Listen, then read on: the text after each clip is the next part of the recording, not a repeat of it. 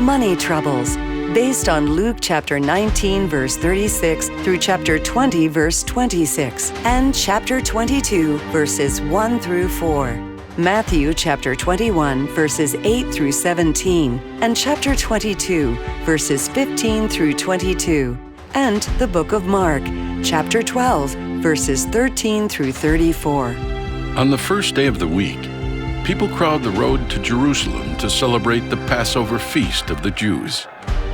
Jesus joins the crowd, riding a donkey. Eagerly, the people make way for him. They wave palm branches to honor him and carpet his path with their garments. The sound of their praises fills the air. Blessed is the King who comes in the name of the Lord. Let there be peace and glory in heaven! Hosanna to the Son of David! Jesus of Nazareth! Jesus the Messiah! Who is this man? Tell your disciples to stop. Even if they keep quiet, the stones will cry out. That evening, Jesus goes back to Bethany. But on Monday, he returns to the temple in Jerusalem. I've come a long way to offer a sacrifice to God, but I can't afford this unfair price for a dove to sacrifice. Then I'll sell it to someone else. Now move! You're blocking my table. In righteous anger, Jesus drives the merchants out of the temple. The scriptures say, "My house shall be a house of prayer," but you have turned it into a den of thieves. Jesus is criticizing how we run the temple. He's challenging our authority. We need to trick Jesus into making a mistake. Then we can turn the people away from him. The Pharisees plot their strategy. They decide to ask a question that forces Jesus to give a wrong answer, no matter what he says. Master, we know you teach the truth. Tell us, is it right to pay taxes to Caesar or not? If he says yes, the people will turn against him because they hate to pay taxes. And if he says no, the Roman officials will arrest him for treason.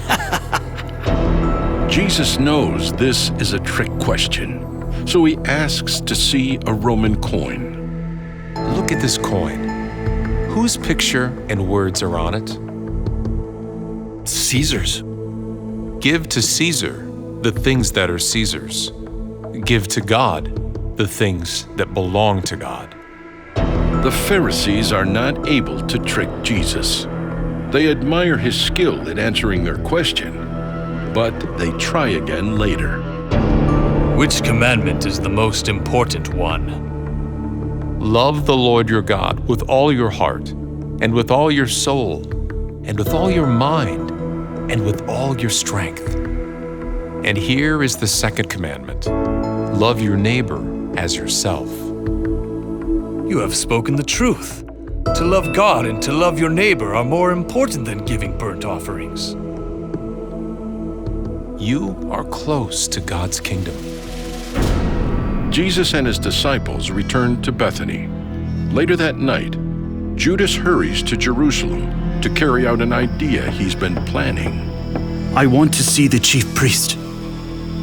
A man named Judas Iscariot wants to see you. He says it's urgent. Judas Iscariot is one of Jesus' disciples. Show him in. I know how much you want to get rid of Jesus. What will you give to have him turned over to you, away from the crowds who believe in him?